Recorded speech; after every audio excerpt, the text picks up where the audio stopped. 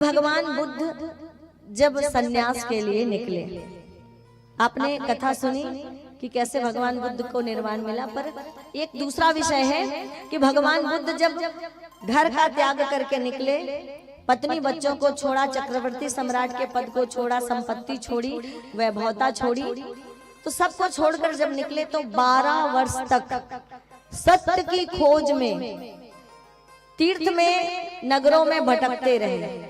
भगवान बुद्ध परिव्रज्या की तरह वो भ्रमण करते रहे, लोगों को ज्ञान देते रहे, ज्ञान की चर्चा करते रहे और ज्ञान की चर्चा करते करते वो घूमते रहे पूरी दुनिया में। कि भगवान बुद्ध 12 वर्ष तक घूमते रहे। 12 वर्ष के बाद जिस वृक्ष के नीचे उनको समाधि लगी, उसी के किनारे नदी बह रही थी।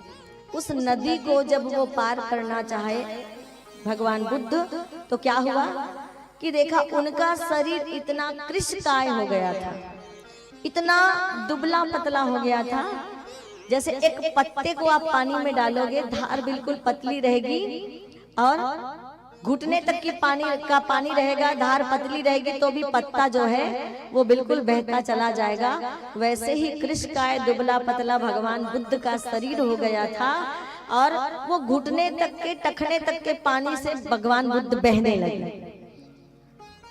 अब उन्होंने सोचा, मैं सत्य की खोज में परमात्मा की प्राप्ति के लिए निकला हूँ, पर मेरा शरीर इतना कमजोर हो चुका है कि घुटने तक के पानी में मैं बहता चला जा रहा हूँ। पत्ते की तरह ले देकर अपने आप को संभाला, एक खंबे को पकड़ा, एक वृक्ष की टहनी थी नदी के बीचों बीच, उसको पकड़ा और पकड़ के स्थिर हुए भगवान बुद्ध।